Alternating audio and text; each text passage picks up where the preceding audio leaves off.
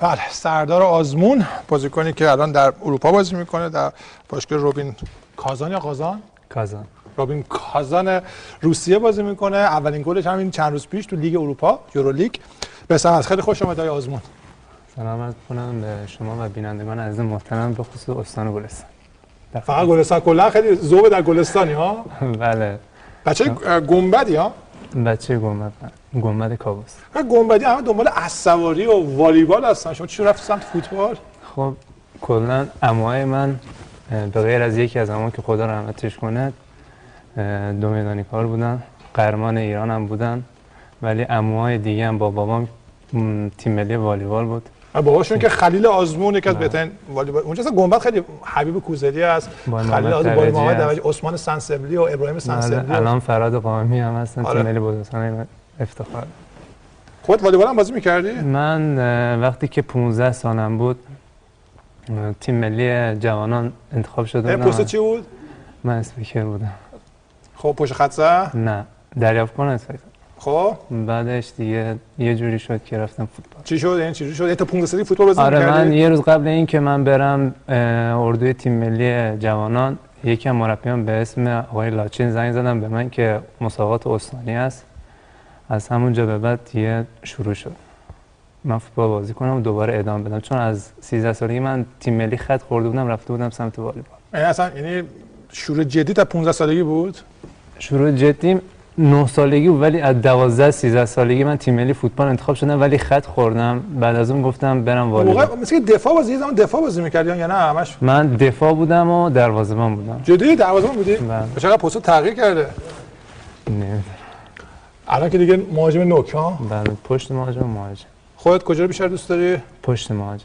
پشت مهاجم. توی تیم ملی جوانان همش پشت مهاجم. مهاجم نوکی بود؟ مهاجم علی چوپانی بود و بهنام برزایی فیکس بود. بهنام برزایی که الان شماره 10 تیم ملی. آره، الان راهن بازی میکنه.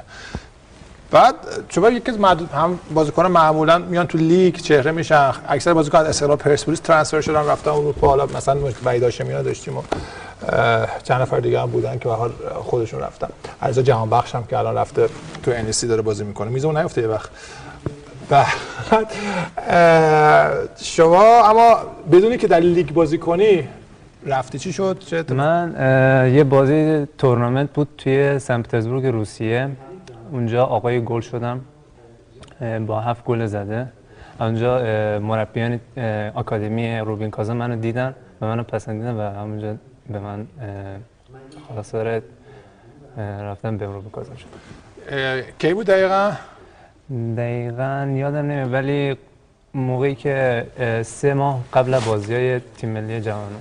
3 ماه قبل بعد زمان میگفتن اینتر خواهان به خدمت گرفتن شما، ولی این سری گلات هم تیم ملی جوانان رو بچه‌ها پخش میکنن با هم میبینیم. شما اینتر هم بله، اینتر میلان میخواست که بازی با ایتالیا داشتیم، 4-2 باختیم به تیم ملی ایتالیا اونجا. خب بعد چی شد؟ اینتر خب خیلی بهتر نبود از روبین؟ خب ولی قبلش خب با روبین کازان ما صحبت کرده بودیم و یه چیزایی میگن چون بابای شما کلا ترکمن هستی و مربی روبین کازان هم ترکمن هست، یعنی نقش داشته. یعنی شما اگه ترکمن نبودی روبین کازان نمیرفتی؟ نه فکر نکنم. این ربطی نداشت. نه. خب بعد چی شد؟ اینتر آخه مثلا آدم بین اینتر و روبین کازان. خب من قبلش با تیم روبین کازان و خود آقای بردیف صحبت کرده بودم و نهایت قراردادمون رسیده بود، تموم شده بود. بعد دیگه نمیشد که زیر قولمون بزنم و برم اینتر. الان راضی هستی از وضعیت خودت؟ بله خیلی راضیم، خدا رو شکر از همه چی. الان بیشتر بازی تو 18 تا هم هست. حالا می‌بینیم این بازی هم توضیح می‌داد، بازی که داره پخش میشه. این بازی با استرالیا بود که یکی عقب بودیم، نیمه اول توپ دست اونا بود، ولی نیمه دوم تونستیم که توپو میدون رو به دست بگیریم و ببریم. تیمتون هم خوب بود، حیف شد نرفتیم جام جهانی. بله واقعا حیف شد. چرا اخطار گرفتی؟ 2 اخطار شدی بازی با کره. من یه سانتری کردم، آقای پهلوان بود فکر کنم کرنر، بعد نمیتونستم خودم کنترل، رو هوا بودم، بعد خورد به من. بعد فکر کنم گلرشون فهمید من یه دونه کارت داشتم، داد و بیداد کردن، بعد داور کارت دوم به من. اگه تو بازی هم شما سودمون قطعی شد، اگه بازی نمی‌کردی چه اتفاقی نمی‌افتاد و بالاخره خب و من نبودم. خب بازیکن‌ها خیلی خوبی بودن، بهنام برزایی بود، علی جهانبخش بود، ولی نمیدونم چی شد که اونجوری باختیم. فکر کنم باور نداشتیم خودمون. اما جامون خالی بود. توی فکر کنم اگه بچه‌ها میرفتن شاید یه سری دیگه هم مثل تو میومدن اروپا و میتونستن در بله 100% واقعا جامون خالی. الان جو تیم روبین کازان چجوری؟ حالا ما یه سری تصاویر داریم از تمریناتی که شما اونجا فکر کنم خیلی متفاوت نوع تمرینات و بله ما 2 روز قبل بازی نقشه میکشیم برای تیم حریف، 1 روز قبل بازی هم کارهای تاکتیکی میکنیم. الان کجاست این اردوتون؟ این اردو ترکیه است. من اولین تمرینم همینجا اومدم، تیم آنتالیا. تو آنتالیا ترکیه؟ تمرین بدنسازیه یا بله تمرین بدنسازیمون نیم فصل اول تمام شده بود. بین دو نیم فصل سال گذشته دیگه. آره اینجا هم واسه مظلومانه داریم گوشه تماشا می‌کنی ها. آخه خب تازه اومده بودم. آره. این کی الان داره؟ این قرضی اومده بود، منم زیاد نمیشناختم. بعدش رفت، این همون نیم فصل رفت. الان معروف ترین بازیکنتون روندون هست، یرومینکو هست، بعد کریستیان السلدی بود، امویلا هست. بله امویلا یکی از دوستای خوب من، هم اتاقی هستم باشه. چطوریه؟ بله. با چه زبانی صحبت می‌کنید؟ ایشون هم مترجم دارن ولی ایشون اصلا انگلیسی بلد نیست، ولی من یه خورده بلدم، ولی ایشون با مترجمشون بیشتر. شما اونجا اونجا به زبان ترکمنی. جدی؟ بله تاتار هم اونا بیشترشون ترکمنن. اونجا خونت یه جوره یعنی؟ آره واقعا مردمش هم فهمیدن که من ترکمنم زیاد تحویل میگیرم. تحویل میگیرم.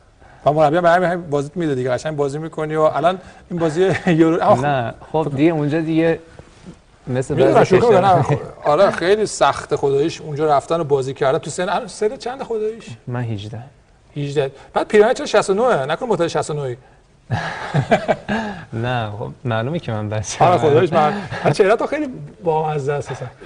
این موات گفتم بچه‌ها یاد علی بابا خیلی قشنگ دقیقاً شده سندباد و علی بابا. نه علاقه خاصی به علی بابا داشتم. جدی داشتی؟ جدی به خاطر همین؟ نه به علی بابا؟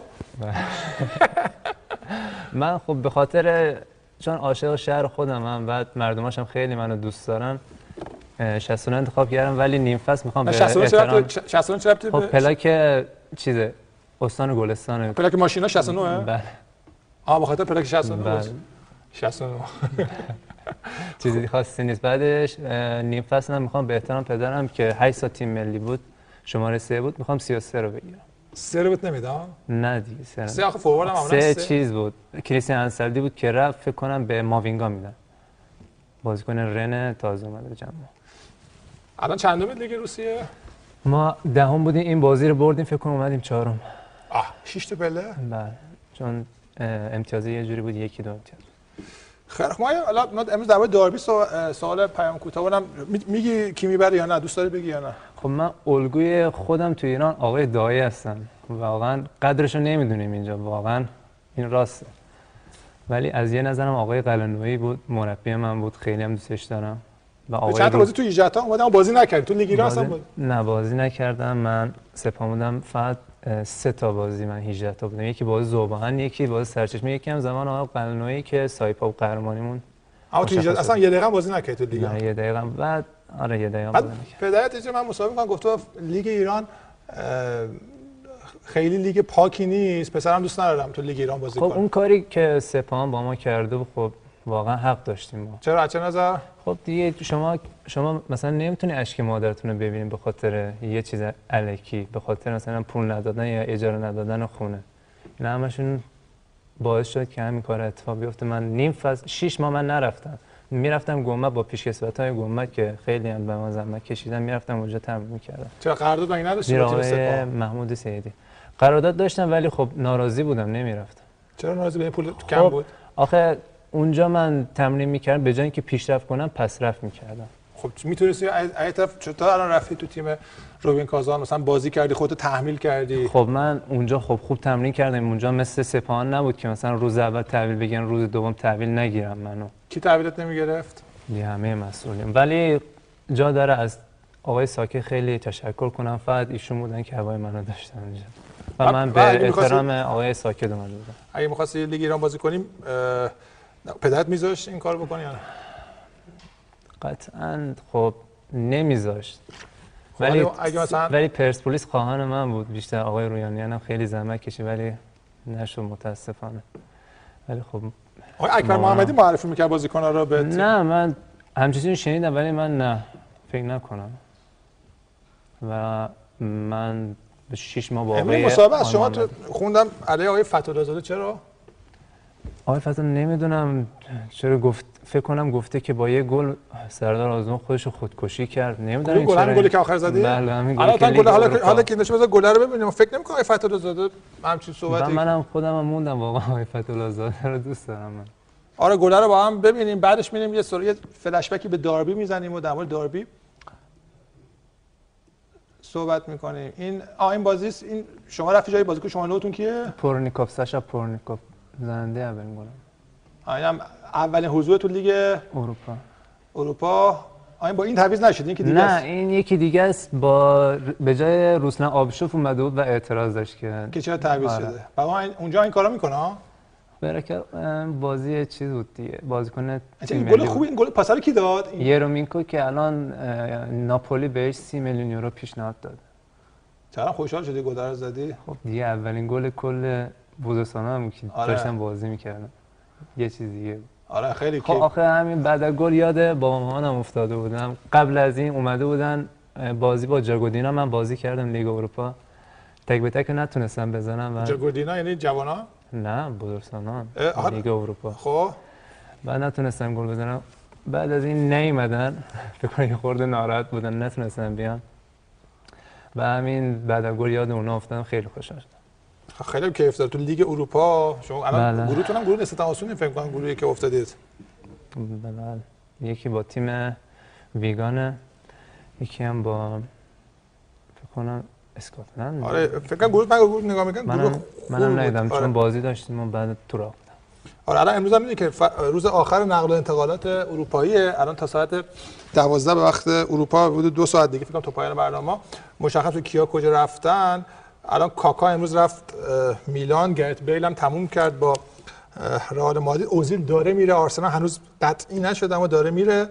فلینی داره میره منچستر. حالا سعی می‌کنه آخرش اگه هر کی قطعی شد خدمتتون عرض بکنم تو همین برنامه‌شون دیگه تموم میشه. پس نقل انتقال اونجا دیگه تموم میشه تموم شده دیگه. نمیتونن آی‌تی اینوری کنن و اونوری کنن تی ام اس اینوری کنن و هیچ کاری دیگه نمیتونن بکنن. این کارا اینجا انجام میشه. بریم یه نگفتی بازی چند میشه؟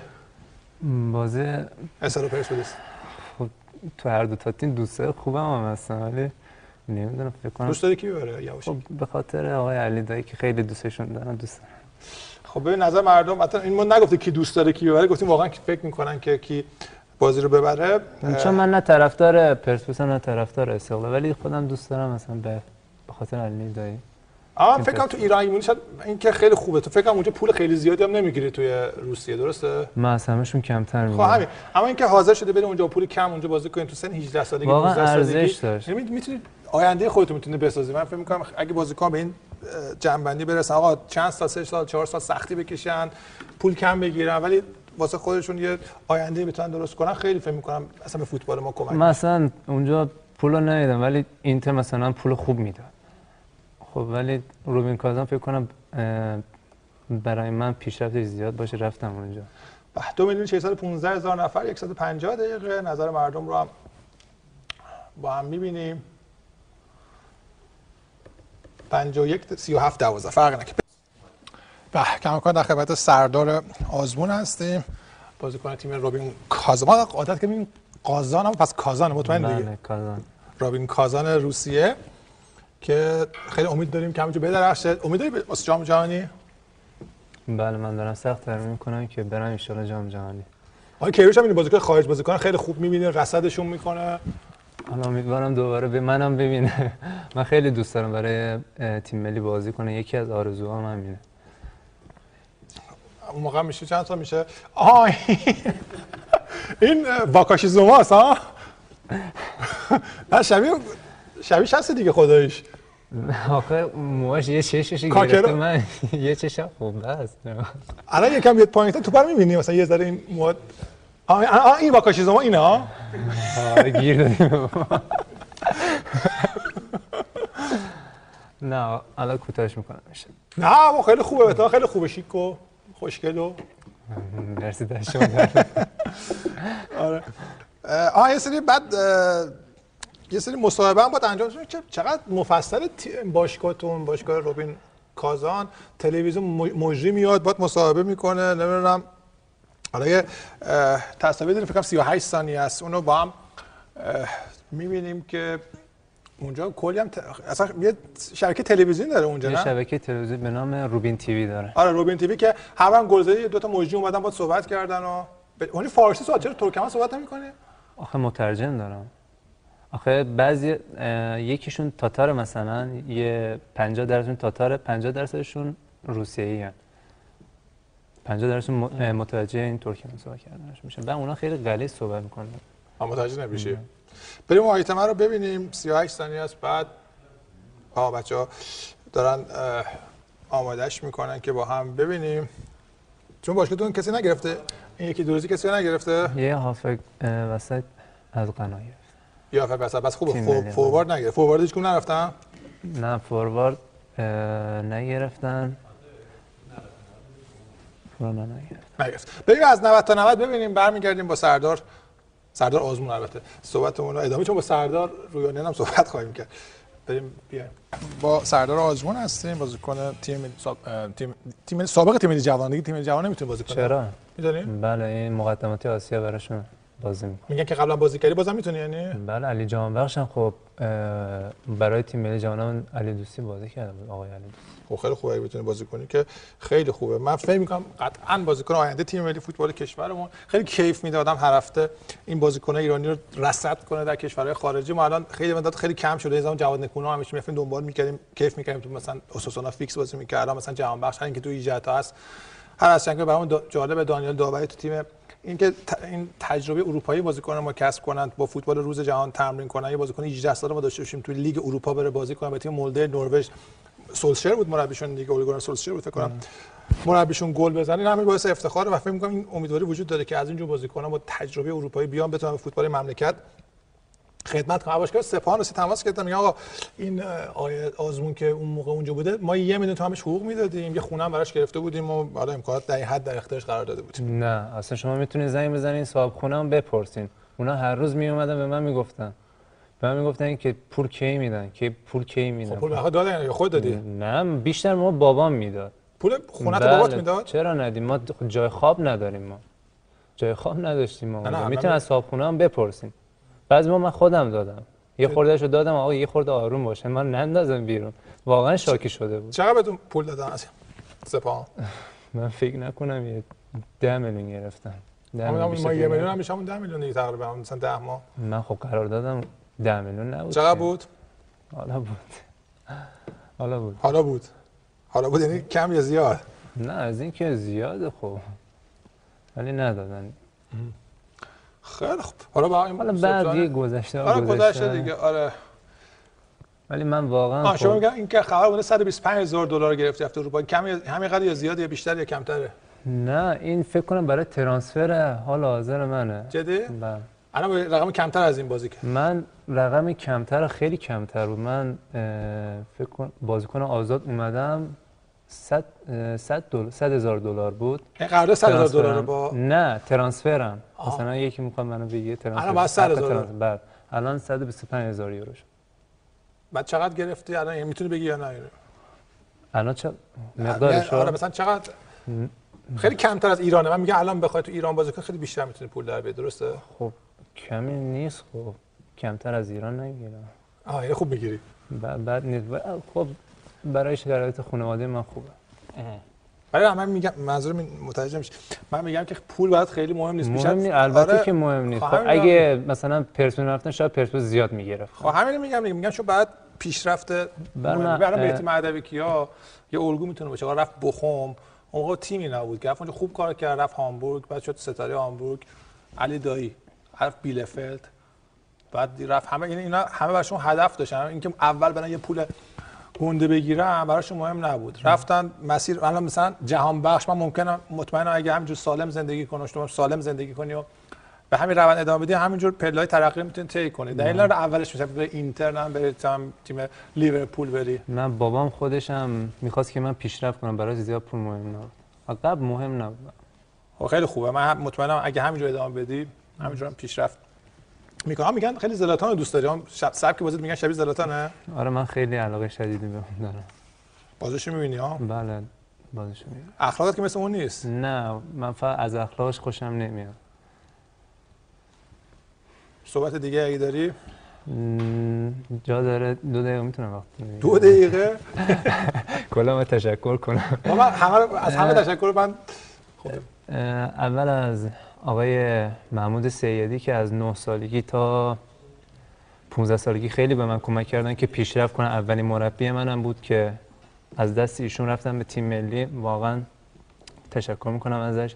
بعد ایشون آقای محمدی که من واقعا تیم نداشتم اما مثل پدر بالا سرم بودن و منو ول نکردن. با اینکه تیم نداشتم منو ول نکردن. واقعا از ایشون تشکر میکنم. بعد از خانواده مخصوصا مادرم خیلی یه واسم هیچ وقت منو تنها نذاشت. هر جا رفت که با هم بود. الان اونجا هم باهات تو روسیه؟ بله من اصلا اونجا تنها نمیشم. اصلا تنهایی رو دوست ندارم. ولی اگه تنها هم بشم میرم توی باشگاه روبین کازان میخوام. تو باشگاه روبین کازان چند تا اتاق هستن مثل هتل آزادی ماست. اگه مثلا بدن باید نباشن چیکار میکنه اونجا؟ میرم اونجا. اصلا تو قراردادم مدیر برنامه‌ام آقای حق‌تعالی ایشون هم خیلی برام من زحمت کشیدن. تشکر میکنم از ایشون هم. گذاشتن که اگه تنها موند بابا مامانم رفتن میتونم برم باشگاه رو میکنم. دوست حق ندارم که تنها برم تو خونه. چی؟